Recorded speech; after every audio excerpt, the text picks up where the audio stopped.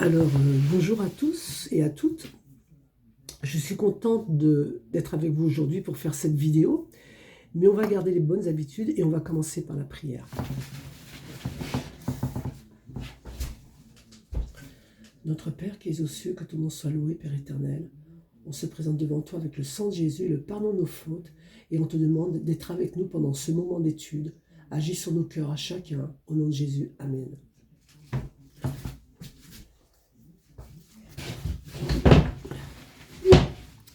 Alors, la chose dont je veux parler aujourd'hui, ce sont les séductions du diable qui trompent les frères et les sœurs d'aujourd'hui, mais surtout la jeunesse. Et pour exemple, je vais prendre le dernier rassemblement de la jeunesse chrétienne qui s'est passé à Montluçon en mars dernier. Je n'y étais pas, mais un frère qui était là-bas m'a raconté ce qu'il avait vu et ce qui l'avait choqué. Déjà, je vais vous montrer l'image d'un concert chrétien qui a eu lieu là-bas. Alors, je peux vous dire qu'on n'a rien à envier à Kassav pour ceux qui connaissent ce groupe ou à tout ce type de chanteurs. Vous allez voir qu'on a repris les mêmes rythmes avec les mêmes codes. Vous savez, à gauche, à droite, en haut, en bas. Bon, il n'y avait pas en haut, en bas, mais il y avait au moins à gauche, à droite. Ce sont les codes qu'on retrouve dans ces concerts. Mais en fait, aujourd'hui, je ne vais pas vous parler du problème de la musique, car la dernière vidéo qui avait été faite, c'était déjà sur la musique. Et pour ceux que ça intéresse, la vidéo a pour titre « Le diable dans les louanges ». Mais là, je vais juste vous montrer la vidéo pour planter le décor qui était là-bas. Je vous montre la vidéo et après, on en parle. Pas, on n'en parle pas.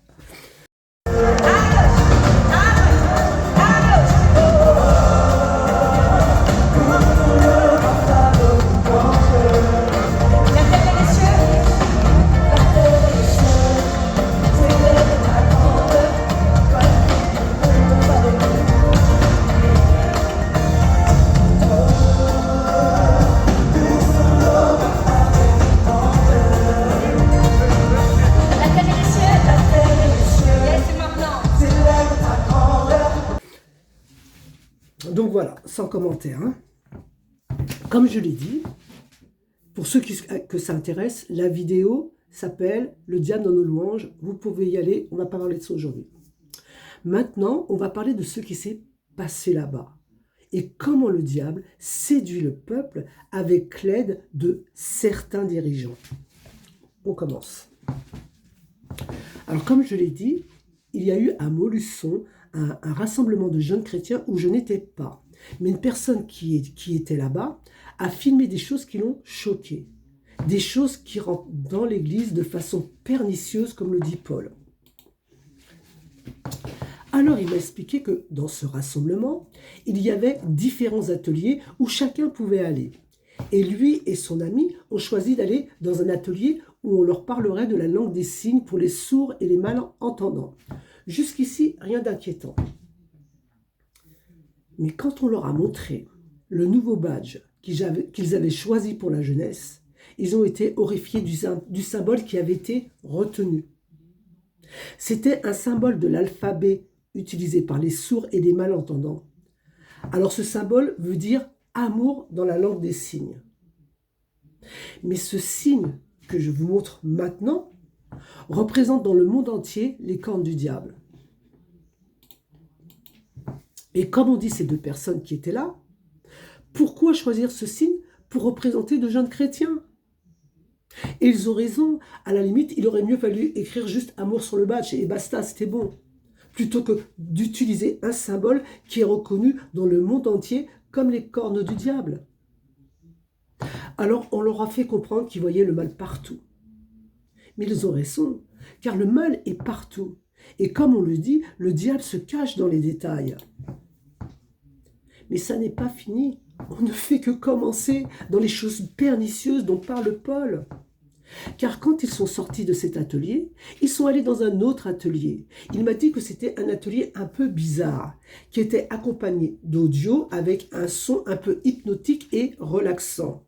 Et qu'ils devaient écouter, et ce son, ils devaient l'écouter tout au long de ce labyrinthe chiffré. Ils m'ont envoyé un bout de la vidéo avec l'audio. Alors, j'ai volontairement caché son visage sur sa demande. Donc, on regarde cette vidéo et on en parle après.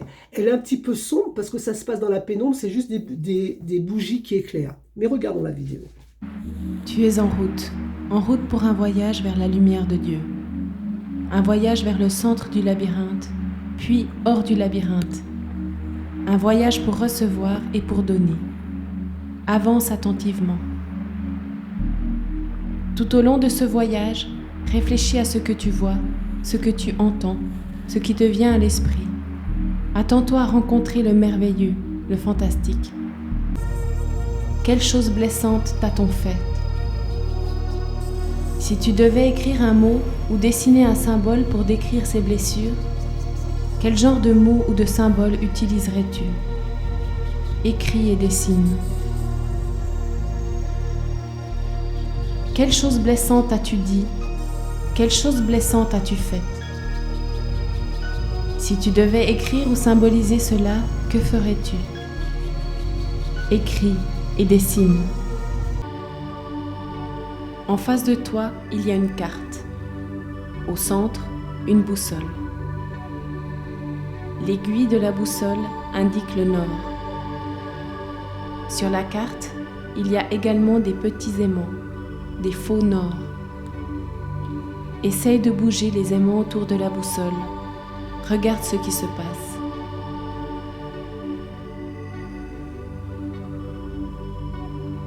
Les faux nord modifient la direction de l'aiguille. Si Dieu est le nord, qui sont les faux nord qui te détournent de Dieu? Au fur et à mesure que tu nommes les faux nord. Voilà. Donc, à la fin de la vidéo, je vous laisserai tous les audios complets pour vous faire votre propre opinion. Là, c'était trop long. Je ne pouvais pas tous les mettre. Alors, pour revenir à cette vidéo, alors déjà, rien que le décor, pour moi, est glauque. On est dans le noir, avec un parcours fléché, chiffré, quelques bougies allumées à certains endroits et des numéros. Ensuite, je vois le jeune homme allongé par terre qui met je ne sais pas quoi dans un verre. Mais vraiment, entre vous et moi, quel sens ça a? Qu'est-ce que ce rituel peut apporter à ma foi? Vous vous rendez compte de tous ces artifices? De plus, elle nous dit qu'il faut bouger les aimants sur la carte pour retrouver le nord. Mais je me demande quel Dieu elle veut que je retrouve avec tous ces rites. Surtout quand on sait que dans la Bible, c'est du nord, du septentrion que souvent viennent les forces du mal. On prend Isaïe qui dit « Tu disais en ton cœur, je monterai au ciel, j'élèverai mon trône au-dessus des étoiles de Dieu, je m'assiérai sur la montagne de l'assemblée à l'extrémité du septentrion. » De plus, ce parcours initiatique n'existe pas dans la Bible. Là, on est dans un labyrinthe. Vous savez l'origine du labyrinthe? Je suis allé voir sur Internet. On va voir ça ensemble. Le labyrinthe est un palais de la mythologie grecque construit en Crète par Dédale pour y enfermer le Minotaure sur ordre de Minos. Il était impossible à quiconque enfermé d'en sortir tant les couloirs étaient enchevêtrés. Donc, c'est un endroit où on ne pouvait plus sortir une fois qu'on y était entré. En fait, c'était un endroit pour nous perdre. Par la suite, les deux noms propres ont donné deux noms communs, labyrinthe et dédale. De plus, les labyrinthes sont des outils utilisés chez les francs-maçons ou dans l'ésotérisme. On va voir ça. On va d'abord parler des francs-maçons qui disent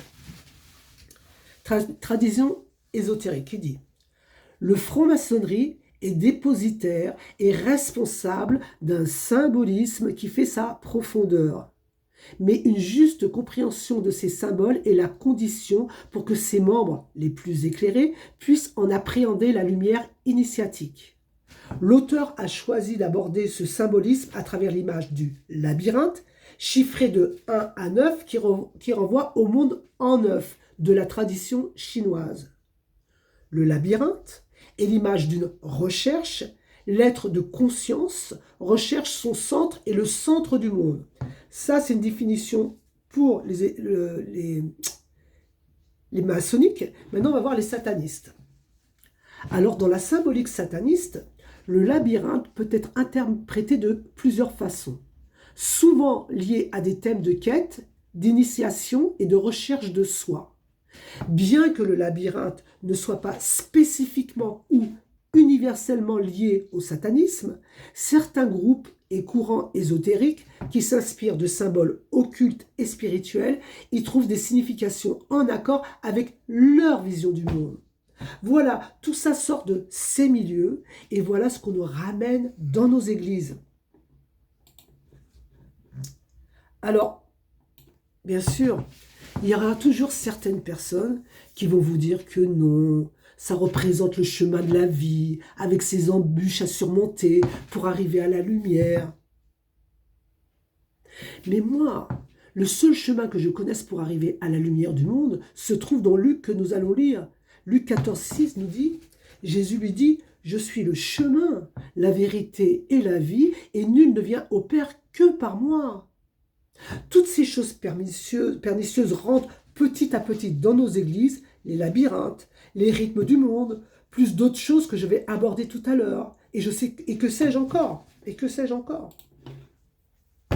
Et ce qui est triste dans tout ça, c'est que les gens ne se questionnent pas quand ils assistent à ce genre de choses. Comme tout le monde le fait. Et des fois, il y a ceux qui voient les choses, mais qui n'osent pas parler. Et puis il y a ceux qui suivent la foule. Il y a aussi ceux qui ne sont pas encore très affermis. Et puis il y a ceux qui savent très bien ce qu'ils font. C'est pourquoi il faut toujours s'interroger sur le bien fondé des choses qu'on nous demande de faire, même si ce sont les dirigeants qui le demandent. Soyons comme les Béréens qui vérifiaient tout avec les Écritures. J'ai vraiment l'impression qu'on est endormi et on laisse faire. Et du coup, quand on utilise comme image pour représenter la jeunesse chrétienne un symbole diabolique qui représente les cornes du diable, c'est pas grave. Quand on nous fait parcourir un labyrinthe à la façon maçonnique, ça ne choque personne. Et c'est pas fini. Je continue avec ce qui s'est passé dans ce rassemblement. Alors pour moi, je pense naïvement que dans un rassemblement de jeunes chrétiens, les dirigeants doivent amener nos jeunes à accueillir Jésus dans leur vie, à nommer son nom. Car c'est le seul nom qui est digne d'être nommé, surtout dans ce genre de rassemblement. Ben là non, hélas. Là non, hélas. Vous allez voir qui les dirigeants poussent ces jeunes à accueillir. Et je dis bien à accueillir, car c'est le verbe qu'ils ont utilisé.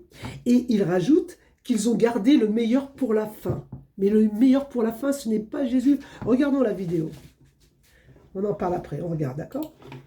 Juste, maître le Dawa, il n'aime pas trop Mickey, il n'aime pas trop Pluto, il aime plutôt Mini. Je vous demande d'accueillir ou de n'accueillir pas Monsieur Pat Hibulaire.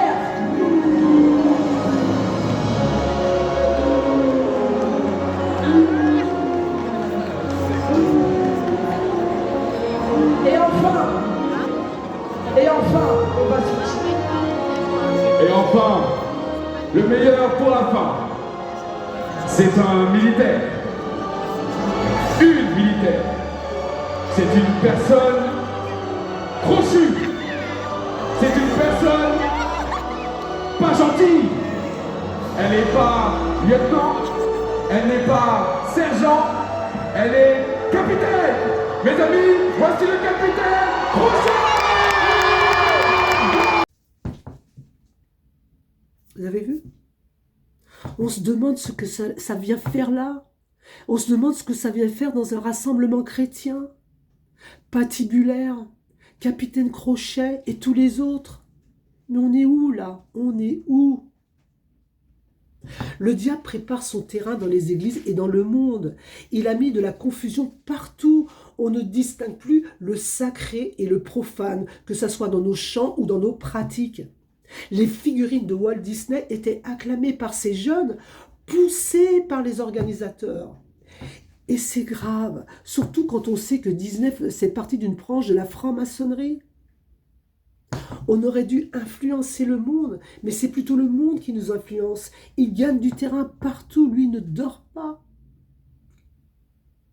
Mais il y a d'autres séductions qui rentrent dans les églises. Et là, on va quitter Montluçon pour aller dans les églises en général. Alors, dans l'Apocalypse, Jésus va dire à Jean d'écrire à 7 églises qui représentent les églises dans le temps et leur époque. Et à Laodicée, qui représente la dernière église, voilà ce qu'il va dire. Écoutez bien. Je connais tes œuvres. Je sais que tu n'es ni froid ni bouillant. Puisses-tu être froid ou bouillant? Ainsi, parce que tu es tiède et que tu n'es ni froid ni bouillant, je te vomirai de ma bouche. Ça, c'est le constat que Dieu fait de cette église. Et maintenant, nous allons voir ce que cette église pense d'elle-même. On va voir ça tout de suite. Dans Apocalypse 3,17, elle dit « Parce que tu dis, je suis riche, je me suis enrichi et je n'ai besoin de rien. » Cette église est satisfaite d'elle-même. Elle pense n'avoir besoin de rien. J'ai toute la vérité. Mais voilà ce que va lui dire Jésus. Et cela, c'est pour toutes les églises qui pensent qu'elles sont riches et qu'elles n'ont besoin de rien. Dans Apocalypse 3,18, il dit « Et parce que tu ne sais pas que tu es malheureux, misérable, pauvre, aveugle et nu. » Et vous allez voir que dans la suite du texte, il ne s'adresse plus à l'Église, mais à chacun individuellement. Et il dit, dans Apocalypse 3, 21, « Voici, je me tiens à la porte. » Alors déjà, on voit ici que Jésus n'est pas à l'intérieur de cette Église, mais à la porte, et il frappe. Et la suite du texte dit ce que nous allons lire, « Et je frappe.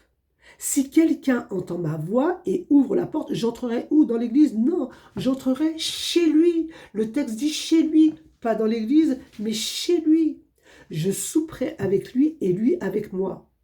Donc on voit que Dieu se tient à la porte des églises pour venir chercher ses enfants individuellement.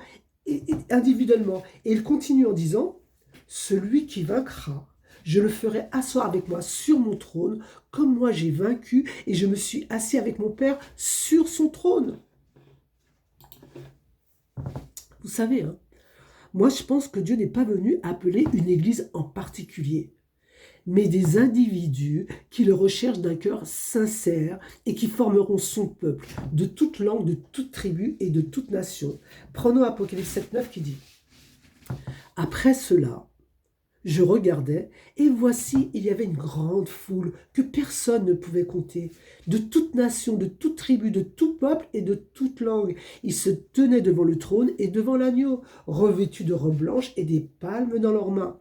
Ce sont tous ceux qui ne se seront pas laissés séduire par les pièges du diable, mais qui sont restés accrochés à sa parole. Non pas à ce qu'ils voient, mais à « il est écrit ». Cela seul doit nous conduire. Aller à l'église ne suffira pas. Il faut qu'il y ait une recherche personnelle avec Dieu. C'est comme cela que l'on crée une intimité avec notre Dieu, dans l'étude et la prière. Car les séductions de Satan seront de plus en plus subtiles. Et il fera rentrer dans l'église des pratiques pernicieuses, comme le dit Paul. On dit ça dans Actes 20, 29. Écoutez bien. Je sais qu'il s'introduira parmi vous, après mon départ, des loups cruels qui n'épargneront pas le troupeau, et qui s'élèvera du milieu de vous, des hommes qui enseigneront des choses pernicieuses pour entraîner les disciples après eux. Dans ce verset, Paul est en train de dire que des agents du diable sont rentrés dans les églises et y ont la première place, car le verset dit qu'ils sont ministres et apôtres. Et les gens se laissent tromper par ces faux conducteurs, car ils n'étudient pas par eux-mêmes, ils laissent d'autres le faire à leur place et se contentent juste d'aller à l'église, écouter ce que leurs dirigeants disent. Lisons Actes qui nous montre l'attitude d'un vrai chrétien. d'un vrai étudiant de la Bible. Actes 17, 11. On va prendre ça. Qui dit, ces Juifs avaient des sentiments plus nobles que ceux de Thessalonique. Ils reçurent la parole avec beaucoup d'empressement et ils examinaient chaque jour les Écritures pour voir si ce qu'on leur disait était exact. Ils vérifiaient ce que disaient leurs dirigeants. Pourquoi? Car ils ne voulaient pas être trompés. Nous arrivons à la fin de notre histoire et Dieu cherche un peuple qui le recherche personnellement. Un peuple qui le recherche personnellement. Prenons Matthieu. Matthieu 16, 13 à 15. Jésus étant arrivé dans le territoire de Césarée, de Philippe demanda à ses disciples, « Qui dit-on que je suis, moi le Fils de l'homme » Ils répondirent, « Les uns disent que tu es Jean-Baptiste, les autres Élie, les autres Jérémie ou l'un des prophètes. » Et maintenant, il va leur poser une question personnelle. Une question personnelle. « Et vous, leur dit-il, qui dites-vous que je suis? Qui dites-vous que je suis? » En d'autres termes, que connaissez-vous de moi de façon personnelle? Pas ce que vous avez entendu dire par vos pasteurs, rabbins ou autres, mais vous, que dites-vous de moi? Me connaissez-vous vraiment? Seriez-vous capable, tout seul, sans l'aide d'un pasteur ou autre, de défendre la vérité contre l'erreur? Jésus cherche un peuple qui le suive partout où il va. Il y a encore quelque chose qui rentre en ce moment dans les églises. Encore une grande séduction du diable. Ça s'appelle le développement personnel. Le développement personnel. Alors voici la définition que j'ai trouvée sur Internet. On va la prendre ensemble. Le développement personnel désigne un ensemble de pratiques visant à améliorer la connaissance de soi, le développement de ses compétences, de ses talents, à optimiser son bien-être et atteindre ses objectifs personnels ou professionnels. Il s'agit d'un processus continu qui permet à une personne de progresser sur le plan émotionnel, social et parfois spirituel. Voilà la définition du développement personnel. Rien que le nom dit tout. Développement personnel. Tourné vers moi-même. L'accent est mis sur moi, mon ego, mes performances, mes capacités. Jésus n'y est pas. Ce sont mes compétences, mes performances qui comptent. En fait, la force est en toi. Pas besoin de Jésus. Donc cette pratique est complètement l'opposé de ce que demande Christ, qui nous apprend à dépendre de lui. Prenons Luc.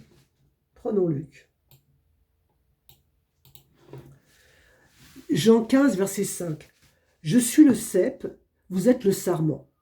Celui qui demeure en moi et en qui je demeure porte beaucoup de fruits, car sans moi vous ne pouvez rien faire. » Et dans 2 Corinthiens, on nous dit, ce n'est pas à dire que nous soyons par nous-mêmes capables de concevoir quelque chose comme venant de nous-mêmes. Notre capacité, au contraire, vient de Dieu. Ce développement personnel vient du monde, tourné vers nous-mêmes. Mais nous, chrétiens, nous cherchons notre développement personnel en Christ. Dans Corinthiens, on nous dit encore, « Or, nous n'avons pas reçu l'esprit du monde, mais l'esprit qui vient de Dieu, afin que nous connaissions les choses que Dieu nous a données par sa grâce. » Alors, si dans votre église, on vous parle de développement personnel, répondez comme Ésaïe. Ésaïe 8, 19 dit, « Si l'on vous dit, consultez ceux qui évoquent les morts et ceux qui prédisent l'avenir, qui poussent des soufflements, des soupirs ou qui vont chez les développements personnels, répondez, un peuple ne consultera-t-il pas son Dieu ? Ou bien roi qui dit, mais l'ange de l'Éternel dit à Élie le Tchibite, lève-toi, monte à la rencontre des messagers du roi de Samarie et dis-leur, est-ce parce qu'il n'y a point de Dieu en Israël que vous allez consulter Baal, Belzébuth, Dieu, Écron ou le développement personnel? Moi, je crois que Christ est le mieux placé pour faire sortir le meilleur de moi. Christ est le mieux placé pour faire sortir le meilleur de moi. Mais tout ça, ce n'est que le début des séductions du diable. Car Dieu nous prévient que dans les derniers jours dans lesquels je crois que nous sommes, il fera tellement de grands miracles que la Bible nous dit que même les élus, s'il était possible, seraient trompés. Dans Apocalypse 13-14, on nous dit « Elle opérait de grands prodiges, même jusqu'à faire descendre du feu du ciel sur la terre à la vue des hommes. Elle séduisait les habitants de la terre par les prodiges qui lui étaient donnés d'opérer en la présence de la bête. » C'est pourquoi il ne faut se fier qu'à la parole de Dieu, et non pas à nos sens ou à nos ressentis, mais à « il est écrit ». Pourquoi ? Parce que le diable va utiliser nos sens, nos ressentis pour nous tromper. Il amène de fausses doctrines, accompagnées de ces miracles, pour tromper les gens. C'est la méthode qu'il avait utilisée avec Ève. Comment s'est-il présenté à Ève ? Sous la forme d'un serpent, et en plus un serpent qui parle. Et par cet enchantement, il a séduit Ève, qui maintenant était prête à écouter ses mensonges et douter de la parole de Dieu qui lui avait dit de ne pas manger de ce fruit. Elle a chuté car sa foi était basée sur sa vue, pas sur la parole de Dieu. Il a essayé la même stratégie avec Christ, la vue. Comment s'est-il présenté à Christ ? La Bible nous dit en ange de lumière, mais lui ne s'est pas laissé tromper par sa vue, par les enchantements du diable, mais il est resté attaché à la parole de Dieu.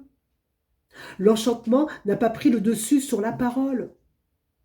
Et c'est avec cette parole qu'il s'était défendu. Beaucoup d'églises professent Christ, et pourtant sont les agents du diable. Comme les prêtres égyptiens devant Pharaon, ils aveuglent le peuple par leurs miracles et leurs enchantements. Ils font des miracles, un spectacle et un gage de leur foi au détriment de la vérité. Et ils trompent leurs membres. Voilà ce que nous dit la Bible de ces faux docteurs. Lisons Corinthiens. 2 Corinthiens 11, verset 13. Ces hommes-là sont de faux apôtres, des ouvriers trompeurs, déguisés en apôtres de Christ. Et ce n'est pas étonnant, puisque Satan lui-même se déguise en ange de lumière. Il n'est donc pas étrange que ces ministres aussi se déguisent en ministres de justice. Leur fin sera leur œuvre. Alors, certaines personnes qui se sont données à Dieu sont déçues car elles croyaient qu'après leur acceptation, elles ressentiraient une certaine euphorie. Et comme il n'en est rien, elles sont déçues.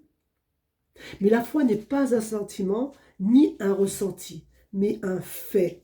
Dieu justement nous demande de croire sans voir. Lisons Jean qui dit, on va prendre Jean. Jésus lui dit, « Si vous ne voyez des miracles et des prodiges, vous ne croyez point. » Ici, il est en train de leur faire un reproche, car il veut leur faire comprendre que la foi ne doit être basée que sur sa parole. Dans Jean 11, 14, on nous dit, Jésus lui dit, « Ne t'ai-je pas dit que si tu crois, tu verras la gloire de Dieu ?» Jésus ici ne lui dit pas si tu ressens, mais si tu crois. Thomas était de ceux qui avaient besoin de voir pour croire. Et voilà ce que Dieu va lui dire. « Parce que tu m'as vu, tu as cru. Heureux ceux qui n'ont pas vu et qui ont cru. » Dieu veut que nous croyions en sa parole. Tu l'as dit, donc je le crois. Et même si tout de suite je ne vois rien ou ne ressens rien. Lisons Luc. Nous allons voir un exemple de foi que Jésus aime. Ça se trouve dans Luc 7, 6 à 9. Jésus, étant allé avec eux, n'était guère éloigné de la maison quand le centenier envoya des amis pour lui dire « Seigneur, ne prends pas dans toute peine, car je ne suis pas digne que tu rentres sous mon toit. C'est aussi pour cela que je ne me suis pas cru digne d'aller en personne vers toi. Mais dis un mot, et mon serviteur sera guéri. » Lorsque Jésus entendit ces paroles, il admira le centenier et se tournant vers la foule qui le suivait, il dit, « Je vous le dis, même en Israël, je n'ai pas trouvé une aussi grande foi. » Le centenier lui dit, « Dis un mot et cela lui suffit. » Un mot. Sa foi n'était basée que sur sa parole. Quelle différence avec les Juifs de l'époque? Lisons Jean. Jean 6, 29. Jésus leur répondit, « L'œuvre de Dieu, c'est que vous croyez en celui qui l'a envoyé. » Mais cela ne leur suffit pas. Jésus lui voulait qu'ils croient juste en sa parole. Mais regardez ce qu'ils vont répondre. Jean 6, 30. « Quel miracle fais-tu, lui dirent-ils, afin que nous le voyions et que nous croyions en toi? Que fais-tu » Pourquoi en Jésus, ils demandent des miracles? Pour eux, le miracle a plus de valeur que sa parole. Et effectivement, Dieu fait des miracles. Mais il ne veut pas que notre foi soit basée sur des miracles, mais sur sa parole, sur « il est écrit ». Voilà ce qui compte. Même si on ne voit rien ou on ne ressent rien, il faut croire à ce qu'il a dit. Il y avait un homme qui disait « La foi commence quand Dieu fait silence ». Quelle belle phrase. La foi commence quand Dieu fait silence. Romains 10, 17 nous dit « Ainsi la foi vient de ce qu'on entend, et ce qu'on entend vient de la parole de Dieu. Nous devons baser notre foi que sur la parole de Dieu. Pourquoi? Nous devons baser notre foi que sur la parole de Dieu. Pourquoi? Car le diable fait aussi des miracles, et dans les derniers jours dans lesquels je crois que nous sommes, c'est l'un des moyens qu'il va utiliser pour nous tromper. Disons Matthieu qui dit « Car il s'élèvera de faux Christ et de faux prophètes. Ils feront de grands prodiges et des miracles au point de séduire, s'il était possible, même les élus. » Les dernières attaques du diable arrivent. Il est comme un lion rugissant car il sait que sa dernière heure arrive. Il met de la confusion partout. Comme je l'ai dit tout à l'heure, on aurait dû influencer le monde, mais c'est plutôt le monde qui nous influence et qui gagne du terrain. Lui, il ne dort pas. Il n'y a pas que dans l'Église qu'il met du désordre. Il le fait aussi dans le monde. Il crée le désordre. On ne sait même plus quelles sont les bonnes ou les fausses informations avec toutes les fake news, comme on les appelle. Il met la terre à feu et à sang. Il y a des guerres et des bruits de guerre. Les gens sont de plus en plus violents, égoïstes, n'aimant que l'argent. Comme il l'avait prédit dans Timothée. On va prendre Timothée. C'est intéressant. Timothée 3, 1 à 5. Sache que dans les derniers jours, donc ce verset, on nous dit tout de suite, c'est pas pour maintenant, c'est pour les derniers jours. Sache que dans les derniers jours, il y aura des temps difficiles. Nous sommes dans les temps difficiles. Et là, on va reconnaître la société d'une façon, tous ses caractéristiques. Car les hommes seront égoïstes, oui, amis de l'argent, fanfarons, hautains, blasphémateurs, rebelles à leurs parents. Maintenant, un enfant peut porter plainte contre ses parents, ingrats, irreligieux. Vous avez vu la cérémonie des Jeux Olympiques? Insensibles, déloyaux, calomniateurs, intempérants, cruels, ennemis des gens de bien, traîtres, emportés, enflés d'orgueil, aimant le plaisir plus que Dieu, ayant l'apparence de la piété, mais en reniant ceux qui ont fait la force. Éloigne-toi de ces hommes-là. Nous sommes en plein dedans, et ce n'est que le début. Tout ce chaos est mis en place pour les dernières supercheries du diable. Il va venir avec de grands miracles, tels qu'on n'en a jamais vu, avec un nouvel ordre mondial, et les hommes diront paix et sécurité. Et si on n'a pas appris à ne pas se fier à ce que l'on voit, mais plutôt à « il est écrit », alors on sera piégé. Prenons Matthieu. Si quelqu'un vous dit « alors le Christ est ici » ou « il est là », ne le croyez pas, car il s'élèvera de faux Christ, de faux prophètes. Ils feront de grands prodiges et des miracles au point de séduire, s'il était possible, même les élus. Voici, je vous l'ai annoncé d'avance.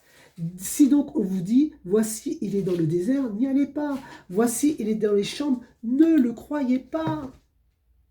Le texte dit, même les élus. Les miracles seront tellement grandioses que le texte dit que s'il était possible, même les élus seraient trompés. Mais heureusement, Dieu a dit si il était possible, car c'est lui qui empêchera cela, en donnant du discernement à tous ceux qui ont créé cette intimité avec lui par l'étude et la prière. Tout se joue maintenant. Et qui n'ont pas basé leur foi sur les miracles ou leur sens. Ceux pour qui il est important de voir pour croire vont se laisser tromper.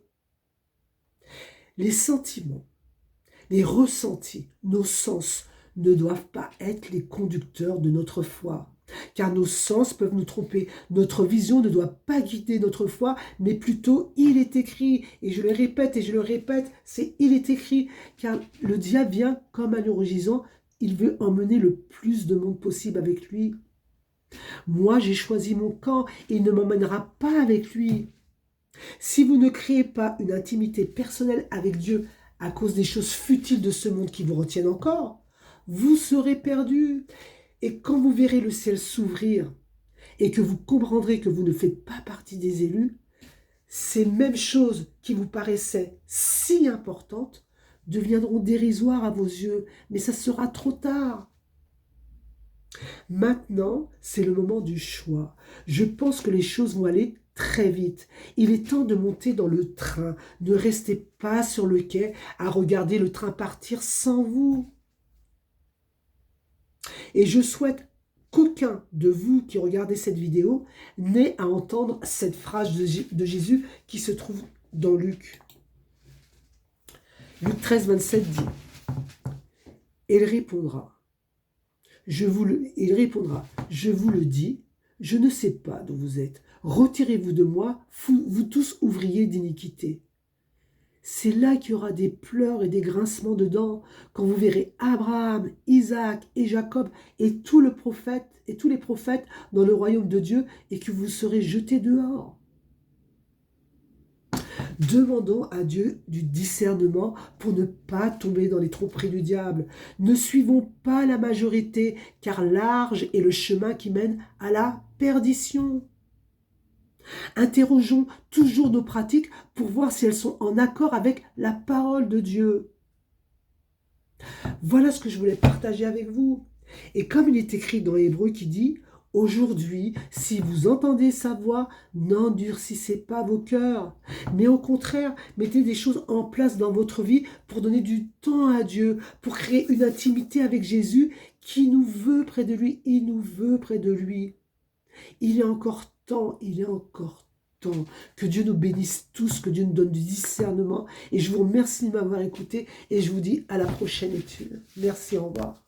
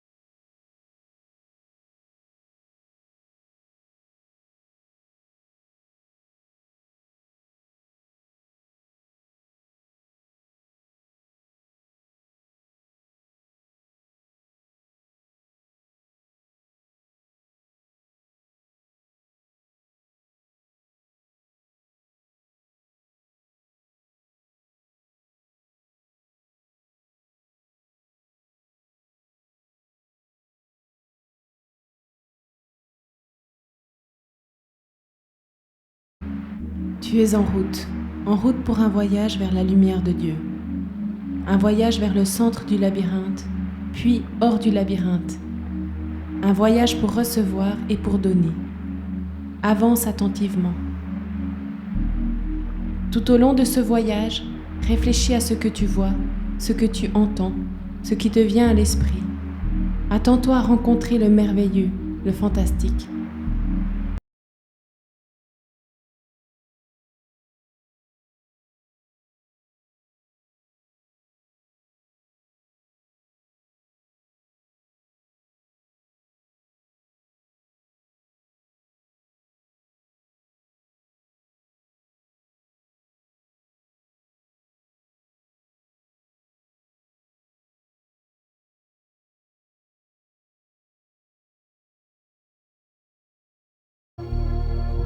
Le monde est déchiré en plusieurs morceaux.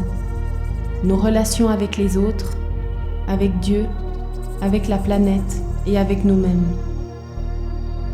Quels mots blessants t'a-t-on dit?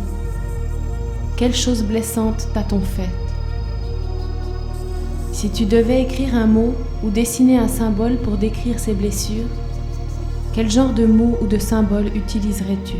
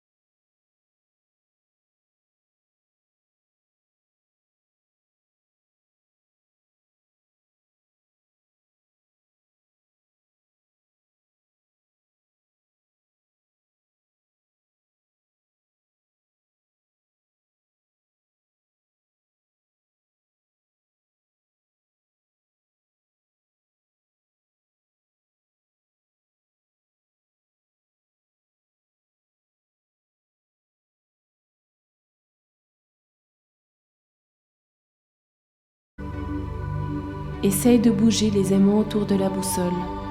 Regarde ce qui se passe.